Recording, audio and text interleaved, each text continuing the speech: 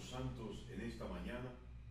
Bendiga también a aquellos que anhelan ser santos y les ayude en este camino escabroso para mantener y desarrollar la comunión con este Dios que también por atributo principal es santo. Dios te bendiga grandemente en esta maravillosa y preciosa mañana. Estamos en el Evangelio según San Marcos, en el capítulo 15. Vamos a leer a partir del versículo 1. La palabra de Dios dice así: Muy de mañana, habiendo tenido consejo los principales sacerdotes con los ancianos, con los escribas y con todo el concilio, llevaron a Jesús atado y le entregaron a Pilato. Pilato le preguntó: ¿Eres tú el rey de los judíos? Respondiendo él, le dijo: Tú lo dices. Y los principales sacerdotes le acusaron mucho.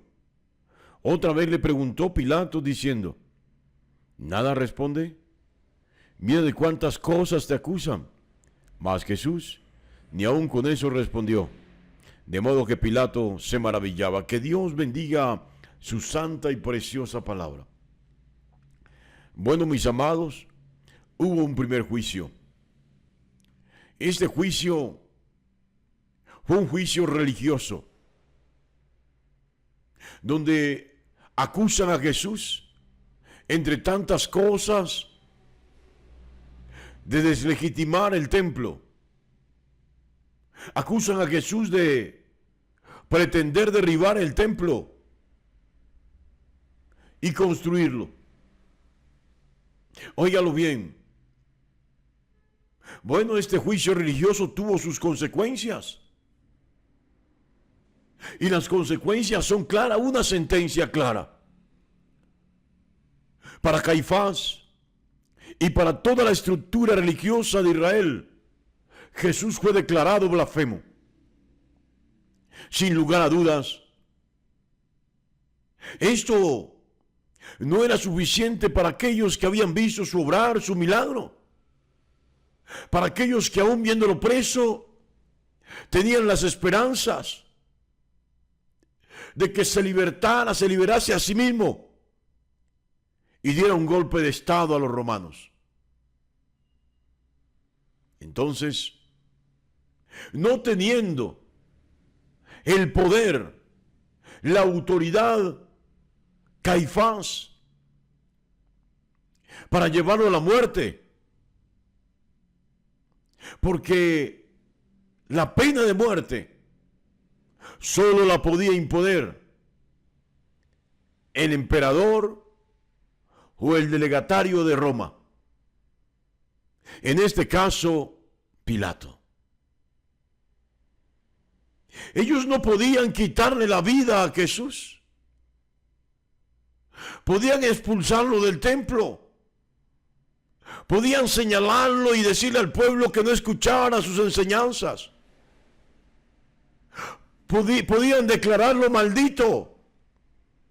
Pero la vida en sí misma no se la podían quitar. Entonces Jesús es llevado como un reo peligroso, atada las manos, ante Pilato, quien sí tiene la autoridad para exonerarlo,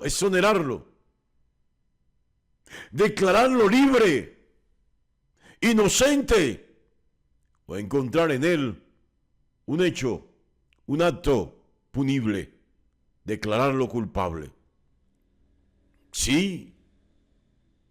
En el primer discurso de Pedro, en Hechos de los Apóstoles, en el segundo discurso, creo, del capítulo 3 de Hechos de los Apóstoles, Pedro dice que Pilatos quiso dejarlo libre. Quiso dejar libre a Jesús porque se dio cuenta que de todo lo que lo estaban acusando era falso. No había ningún testimonio veraz, válido, verdadero. consistente. Y para Pedro, Pilato quiso dejarlo libre, pero los sacerdotes, la estructura religiosa de Israel, quien veía en Jesús una amenaza para sus finanzas, óigalo bien, insistieron en que Jesús fuera condenado. Sí, lo llevaron atado. Y Pilato le hace una pregunta a Jesús. ¿De verdad tú eres el rey de los judíos? Esta era ya no la acusación religiosa. Ahora están acusando a Jesús de sedición. Ahora están acusando a Jesús de rebelión, de levantarse en contra del dominio y del gobierno del emperador romano. Insisto, aunque Pilato no lo halló culpable, o corrijo eso, aunque Pilato intentó dejarlo libre, las acusaciones civiles, políticas, que se le endilgaban a Jesús, aunque falsas, eran fuertes. Sí, tuvieron que buscar testigos. Óigalo bien, para que dijesen que Jesús había declarado que él era el rey de los judíos. Este Jesús, que cuando entró en Jerusalén y lo proclamaron como rey y esperaban de él el golpe de estado, aquellos que habían confundido la perspectiva y el sentido del reino, Jesús les dejó claro: mi reino no es de este mundo. Sí, sin lugar a dudas, él habló del reino de su Padre, de su reino, pero nunca realmente dijo que él era el rey de los judíos. Bueno, Pedro lo reconoció como el Cristo, como el Mesías. Juan Bautista también lo señaló. Y las esperanzas de libertad, de transformación nacional, de la gente pobre, humilde, sencilla, estaban puestas en este hombre que humanamente en esta escena va atado de manos, no solamente como un delincuente, sino como aquel que nada puede hacer. Y yo no sé si está entendiendo en esta mañana. A la propuesta de Pilato, a la pregunta de Pilato, Jesús solo pudo decir: tú lo dices. Como quien dice, es lo que la gente logra percibir. No es lo que yo he querido transmitir. Es lo que la gente nota, es lo que la gente ve. Y entonces surge la primera pregunta para este auditorio, para esta audiencia. ¿Cómo percibes a Jesús? ¿Cómo lo miras? ¿Qué representa Jesús para tu vida? Sí, Él impactó la vida de muchos cojos, ciegos, mudos, sordos, parapléjicos, Aún resucitó muertos. Las vidas de todos los que estuvieron junto a Él, de los que se acercaron a Él, de alguna u otra manera fueron marcadas por Él, fueron impactadas por Él. Y para ellos,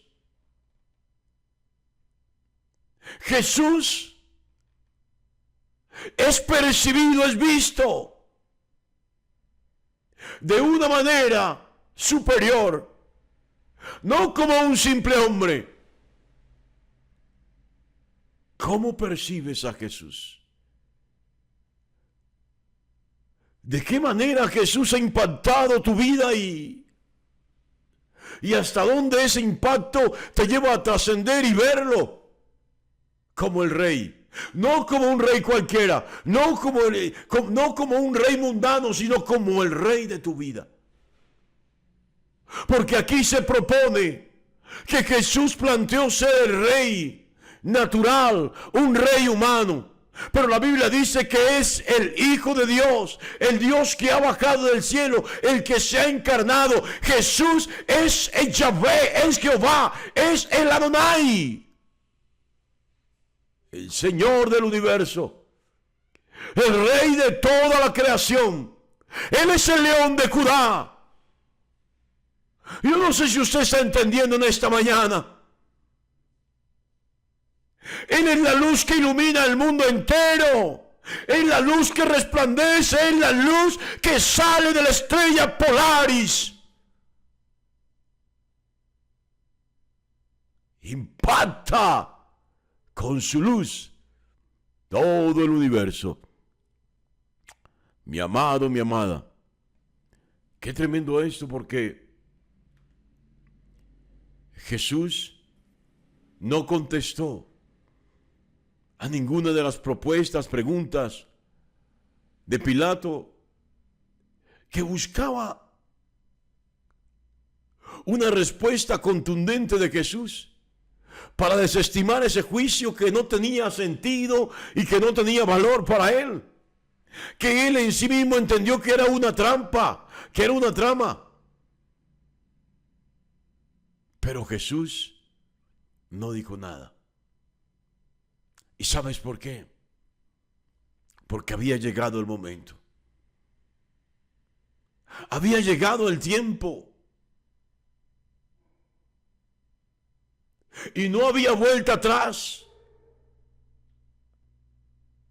Nada, nadie podría cambiar el destino de la humanidad. Sí, porque en Jesús se marca el antes y el después. Se habla de antes de Cristo, después de Cristo, antes del Mesías, después del Mesías, antes de Jesús, después de Jesús. Y llegó ese momento, llegó el tiempo del después. Óigalo bien. Ahí está en el ahora. Ahí está en el momento trascendental. Una palabra suya podría cambiarlo todo en favor propio.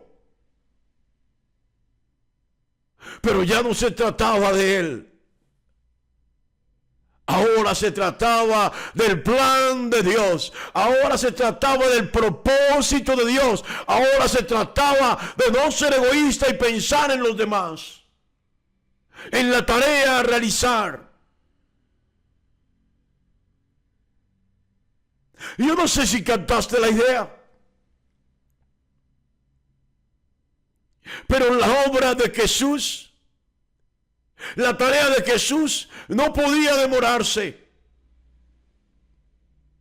Y habiendo llegado el momento, Jesús no hizo ninguna oposición, porque había llegado el tiempo de desarrollarse plenamente el plan de Dios para la humanidad. Varón, varona, este también es tu tiempo. Ha llegado tu tiempo.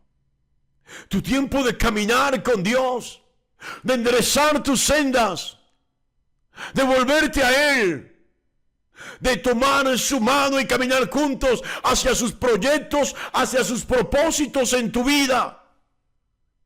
Ha llegado la hora. Y no puedes tú insistir, persistir, continuar estorbando el plan de Dios para tu vida en Cristo Jesús. Qué bueno que en esta mañana, al escuchar este audio, al leer la palabra, entonces te den la oportunidad de decirle a Dios que no seguirás torpedeando el plan de Dios en tu vida. Que Dios te bendiga grandemente en esta maravillosa y preciosa mañana.